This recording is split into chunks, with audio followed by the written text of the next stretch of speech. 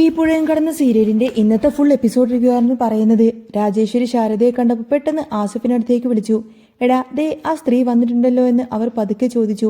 ഏത് സ്ത്രീ? ആ കാവേരിയുടെ അമ്മ ശാരദയല്ലേ എന്ന് ആസിഫ് ചോദിച്ചപ്പോൾ അവൾ എന്തെങ്കിലും അറിഞ്ഞു കാണുമോ? നിവിൻ അറിഞ്ഞ സ്ഥിതിക്ക് ചിലപ്പോൾ അവളും അറിഞ്ഞിട്ടുണ്ടാവുമെന്ന് രാജേശ്വരി ചെറിയൊരു സംശയം തോന്നി.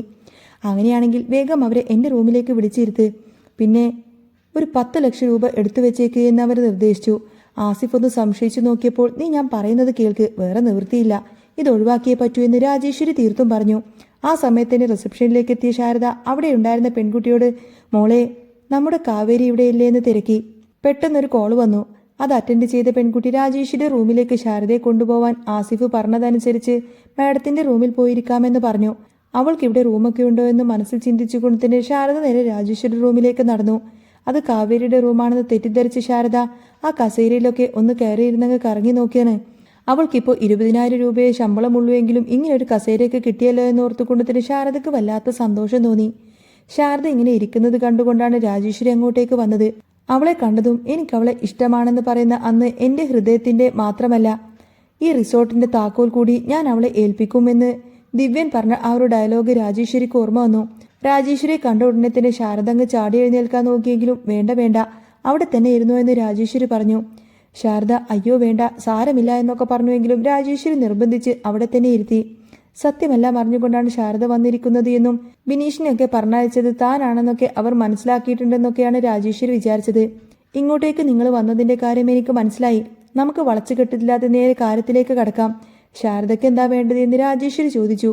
അതെന്ത് ചോദ്യാ? ഞാൻ കാവേരിക്ക് കുറച്ച് ചോറും കൊണ്ട് വന്നതാ. ഇന്ന് രാവിലെ ഞങ്ങൾ തമ്മിൽ ചെറിയൊരു വഴക്കുണ്ടായി, അതുകൊണ്ട് ഇന്ന് ഉച്ചക്ക് അവൾ ചോറ് നിന്നില്ലെന്നറിയാം, അതുകൊണ്ട് എന്നൊക്കെ പറഞ്ഞ് ശാരദ മറുപടി പറഞ്ഞു. ഇത് കേട്ടപ്പോൾ ഓ ഇവർക്കൊന്നും അറിയില്ലേ എന്ന് ആസിഫ് പതുക്കെ പറഞ്ഞു. അതോടെ ആ എടുത്തു വെച്ച പൈസ മാറ്റിവെച്ചോളാൻ രാജേശ്വരി കണ്ടുകൊണ്ട് ആസിഫിന് ആംഗ്യം കാണിച്ചു. പിന്നെ രാജേശ്വരിയുടെ ഭാവം പെട്ടെന്ന് മാറി. എഴുന്നേൽക്കിടി അവിടെ നിന്ന് ശ്വാസിച്ചു കൊണ്ട് തന്നെ ശാരദയെ അവിടെ നിന്നും എഴുന്നേൽപ്പിച്ചു. ഞാൻ ഇവിടെ നിന്റെ മോൾക്ക് ജോലി കൊടുത്തത് അരവിന്ദിന്റെ ഭാര്യയും മക്കളും പട്ടിണി കിടക്കണ്ടല്ലോ എന്ന് വിചാരിച്ചിട്ടാണ്. പക്ഷേ നിന്റെ മോൾ ചെയ്തത് എന്താണെന്നറിയാമോ? ഈ റിസോർട്ടിൽ വരുന്ന സ്റ്റാഫുകളൊക്കെ വല വീശിപ്പിടിച്ച് അവൾ കൊണ്ടുപോയേക്കുവാണ്. എന്റെ അന്നത്തിൽ കൈയിട്ട് വാരാനാണ് അവൾ ശ്രമിച്ചത് എന്ന് രാജേശ്വരി കുറ്റപ്പെടുത്തി. ഇവിടെ അങ്ങനത്തെ കാര്യങ്ങളൊന്നും ഞാൻ വെച്ചു പൊറിപ്പിക്കാറില്ല, അതുകൊണ്ട് അവളെ ഞാൻ ഇവിടെ നിന്നും പുറത്തു കളഞ്ഞു എന്നൊക്കെ മുഖത്തടിച്ചതുപോലെ മറുപടി പറഞ്ഞു. കാവേരിയുടെ ജോലി പോയി എന്ന കാര്യം അപ്പോഴാണ് ശാരദ ശരിക്കും മനസ്സിലാക്കിയത്.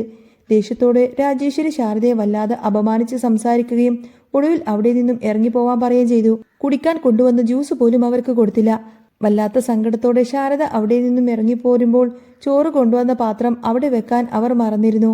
ശാരദയെന്ന് ഉറക്കെ വിളിച്ച് രാജേശ്വരി ആ ഒരു ചോറ് പാത്രം പുറത്തേക്ക് വലിച്ചെറിഞ്ഞു കൊടുത്തിട്ട് ദാ ഇതും കൂടി കൊണ്ടുപോയിക്കോ, ഇവിടെ വെക്കണ്ട എന്ന് പറഞ്ഞു.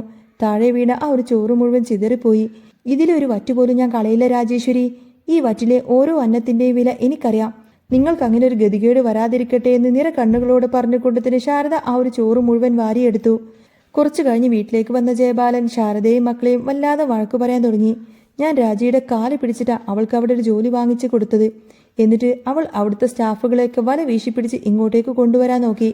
നാട്ടിലിപ്പോൾ നിങ്ങളുടെ പേരിൽ പല കഥകളുമാ പറയുന്നത് എന്ന് ജയബാലൻ പൊട്ടിത്തെറിച്ചു. ജയബാലേട്ടാ ഞാൻ ഇതൊന്നും അറിഞ്ഞിട്ടില്ല എന്ന് ശാരദ പറയുമ്പോൾ ഹോം സ്റ്റേ തുടങ്ങിയപ്പോൾ അരവിന്ദൻ എൻ്റെ സ്വപ്നത്തിൽ വന്ന് കരഞ്ഞുകൊണ്ട് പറഞ്ഞതാണ്. അത് ഞാൻ ഇവിടെ വന്ന് പറഞ്ഞതല്ലേ? അന്ന് എൻ്റെ പെങ്ങൾ വരെ എന്നെ കളിയാക്കിയിട്ടാ വിട്ടത്. ഇപ്പൊ എന്തായി? നാട്ടുകാരിപ്പോൾ വേറെ പല കാര്യങ്ങളാ പറയുന്നത് എന്ന് ജയബാലൻ പറഞ്ഞു. രാജി കേസ് കൊടുക്കാതിരുന്നത് എൻ്റെ ഒരു അപേക്ഷ കൊണ്ട് മാത്രമാണ്, അല്ലെങ്കിൽ കാവേരി ഇപ്പോൾ ജയിലിൽ കിടന്നേനെ. ഈ ഹോം സ്റ്റേ നടത്താൻ നിങ്ങൾക്ക് ലൈസൻസ് ഉണ്ടോ? പഞ്ചായത്തിൽ നിന്ന് ONC ഉണ്ടോ എന്നൊക്കെ അദ്ദേഹം ദേഷ്യപ്പെട്ട് ചോദിച്ചു. ശാരദയ്ക്ക് ഇതിനെക്കുറിച്ചൊന്നും അറിയില്ല എന്ന് എനിക്കറിയാം, പക്ഷേ ഗംഗെ നീ ഈ പുഷ്പവാടിയിൽ ജീവിക്കാൻ തുടങ്ങിയിട്ട് കുറെ കാലമായില്ലേ, നിനക്കിതിനെക്കുറിച്ചൊന്നും അറിയില്ലേ എന്ന് ചോദിച്ചതിന് പിന്നാലെ കുറച്ച് ദിവസം മുൻപ് മക്കൾ 4 പേരും അഴിഞ്ഞാടിയത് അറിഞ്ഞില്ലേ എന്നും ചോദിച്ചു. അഴിഞ്ഞാടിയതോ എന്ന് ശാരദ അമ്പരന്നപ്പോൾ അമ്മേ അന്ന് ക്യാമ്പ് ഫയർ നടത്തിയില്ലേ, അതിന്റെ കാര്യമായി പറയുന്നത് എന്ന് ഗംഗ വിശദീകരിച്ചു. ഓ അന്ന് എനിക്ക് വല്ലാത്ത തലവേദനയായി കിടക്കുന്ന സമയമാണല്ലോ എന്ന് ശാരദ പറഞ്ഞപ്പോൾ നാട്ടുകാരിപ്പോൾ പലതുമാണ് പറയുന്നത്. ആ വീഡിയോ കണ്ടിട്ടാ രാജേശ്വരി കാര്യങ്ങളൊക്കെ മനസ്സിലാക്കിയത്. അവിടെ വരുന്ന സ്റ്റാഫുകളെയാ ഇവിടേക്ക് വല വീശിക്കൊണ്ടുവരുന്നത് എന്ന് ജയബാലൻ പറഞ്ഞു. അതുമാത്രല്ല ഇന്നലെ ഗംഗയെ പിടിച്ചോണ്ട് പോയത് നാട്ടുകാർ വേറെ പലതരത്തിലാ പറയുന്നത് എന്ന് പറഞ്ഞപ്പോൾ ആരാ ജയബാലേട്ട അങ്ങനെ പറയുന്നത് എന്ന് ശാരദ തിരിച്ചു ചോദിച്ചു. ഗംഗയെ പിടിച്ചോണ്ട് പോയിട്ട് അവിടെ ഇവിടെയുമൊക്കെ കറങ്ങി ചുറ്റിയടിച്ച് പിറ്റേ ദിവസമല്ലേ ഇങ്ങോട്ടേക്ക് കൊണ്ടുവന്നത് എന്നാ നാട്ടുകാർ പറയുന്നേ. ജയബാലൻ പറഞ്ഞതോടുകൂടി തന്നെ അയ്യോ എന്ന് നിലവിളിച്ചുകൊണ്ട് തന്നെ ശാരദ കരയാൻ തുടങ്ങി. ഗംഗയും ആകെ പൊട്ടിക്കരഞ്ഞു. ശാരദ അവളെ ആശ്വസിപ്പിക്കുന്നതിനിടയിൽ എന്നാലും ഇത്തിരി കൂടിപ്പോയി ജയബാല എന്ന് അമ്മ പറഞ്ഞു. അയ്യോ അമ്മേ, ഞാൻ പറയുന്നതല്ല, നാട്ടുകാർ പറയുന്നതാ, അല്ലാതെ ഞാൻ ഇങ്ങനെയൊക്കെ പറഞ്ഞു നടക്കുമോ? ഇനിയിപ്പോൾ ഈ പെൺകുട്ടികളെ ആരെങ്കിലും കല്യാണം കഴിക്കാൻ വരുമെന്ന് നിങ്ങൾക്ക് തോന്നുന്നുണ്ടോ എന്ന് ജയബാലൻ ചോദിച്ചു. ഇതെല്ലാം കേട്ടുകൊണ്ട് തന്നെ അകത്ത് നിലയിരിക്കുന്നുണ്ടായിരുന്നു. ഈ സമയത്താണ് സുജാത അങ്ങോട്ടേക്ക് പാഞ്ഞെത്തുന്നത്. എടി ശാരദയെന്ന് ഉറക്കെ വിളിച്ചു കൊണ്ടുവന്ന സുജാതയോട് ഇരിക്കു സുജാതയെന്ന് ശാരദ പറഞ്ഞു. ഇരിക്കാനല്ലടി ഞാൻ വന്നത്. നീ എന്താ തീരുമാനിച്ചിരിക്കുന്നത്? എൻ്റെ മോനെ കൊലക്ക് കൊടുക്കാൻ തന്നെയാണോ നിന്റെ തീരുമാനമെന്ന് സുജാത ചോദിച്ചു. എന്താ സുജാതയെ നീ ഈ പറയുന്നത് എന്ന് ശാരദ ചോദിച്ചപ്പോൾ, എടി നിന്റെ മകൾ കാരണം എൻ്റെ മോൻ്റെ ജീവന ഇല്ലാതാവാൻ പോകുന്നത്, അത് ഞാൻ സഹിക്കില്ല എന്നൊക്കെ പറഞ്ഞ് അവളങ്ങ് തീർത്തും പറഞ്ഞു. സുജാത കൂലിപ്പണിക്കും തൊഴിലുറപ്പിനും പോകും. അവൻ്റെ വിദ്യാഭ്യാസം കുറവാണെങ്കിലും അവനെ കൊണ്ട് ഞാൻ കട്ടിയുള്ള പണിയൊന്നും തന്നെ എടുപ്പിക്കാറില്ല. ഇതിപ്പോൾ കണ്ടില്ലേ, പോത്തു കയറി മെനഞ്ഞതുപോലെയാ അവൻ ഇന്നലെ വീട്ടിലേക്ക് കയറി വന്നത് എന്ന് സുജാത സങ്കടത്തോട് പറഞ്ഞു. പുറമേ വലിയ അപകടമൊന്നുമില്ലെങ്കിലും അവൻ്റെ അകത്താകെ ചതവാണെന്നൊക്കെയാണ് വൈദ്യൻ പറഞ്ഞിരിക്കുന്നത്. നീയൊക്കെ കൂടി എൻ്റെ മോനെ കൊലക്ക് കൊടുക്കുമല്ലേടി എന്നൊക്കെ പറഞ്ഞ്, പ്രത്യേകിച്ച് ഇവൾ എന്നൊക്കെ പറഞ്ഞ് സുജാത ഗംഗയെ നോക്കി കയർത്തു. ഞാൻ അവനെ വിളിച്ചതല്ല സുജാതയെ, ഞാൻ പറഞ്ഞിട്ടില്ല അവൻ അങ്ങോട്ടേക്ക് പോയത് എന്ന് ശാരദ കരഞ്ഞുകൊണ്ട് പറഞ്ഞപ്പോൾ, നീ ഇന്നലെ കരഞ്ഞ് നിലവിളിച്ചുകൊണ്ടല്ലേടി എൻ്റെ മോൻ ഫോണിലേക്ക് വിളിച്ചത് എന്ന് പറഞ്ഞുകൊടുത്തിന് സുജാത വഴക്ക് പറഞ്ഞു. ഈ സമയത്തിന് ജയബാലൻ ദേഷ്യപ്പെട്ട് മുന്നോട്ട് വന്നു. സുജാതയെ, അരവിന്ദന് ഇവിടെ തന്നെയാ മരിച്ചുപോയത്. അരവിന്ദന്റെ മക്കളെ ആരെങ്കിലും എന്തെങ്കിലും പറയുന്നത് കേട്ട് ഞാൻ വെറുതെ ഇരിക്കുമെന്നൊന്നും നീ വിചാരിക്കണ്ട എന്ന് പറഞ്ഞ് സുജാതയോട് അങ്ങ് ചൂടായി. അതെ, ഞാനും അങ്ങനെ തന്നെയാ, ഞാനും പറഞ്ഞതുപോലെ തന്നെ ഇരിക്കും. സുജാതയും തിരിച്ചടിച്ചു. ഇനി എന്തായാലും വിനീതിന്റെ ഒരു ശല്യം വീട്ടുകാർക്കുണ്ടാവാൻ പാടില്ല. അതുപോലെ തന്നെ ഈ വീട്ടിലേക്ക് ഇനി വിനീതിനെ ഞാൻ കയറ്റില്ല എന്ന് സുജാത പറഞ്ഞത് കേട്ട് ശാരദ ആകെ ഞെട്ടിപ്പോയി. ഞാനൊരു വാക്കാ പറയുന്നതെന്ന് ജയബാലൻ പറഞ്ഞപ്പോൾ, അതുപോലെ തന്നെ തിരിച്ചൊരു വാക്ക് എനിക്കും കിട്ടണം. ഇനി പട്ടി എല്ലും കഷ്ണം മണപ്പിച്ച് നടക്കുന്നത് പോലെ നിന്റെ മകൻ ഈ വീടിന്റെ ചുറ്റും മണപ്പിച്ച് നടക്കരുത്, എനിക്കത് കാണാൻ ഇടവരരുത് എന്ന് ജയബാലൻ തീർത്തും പറഞ്ഞു.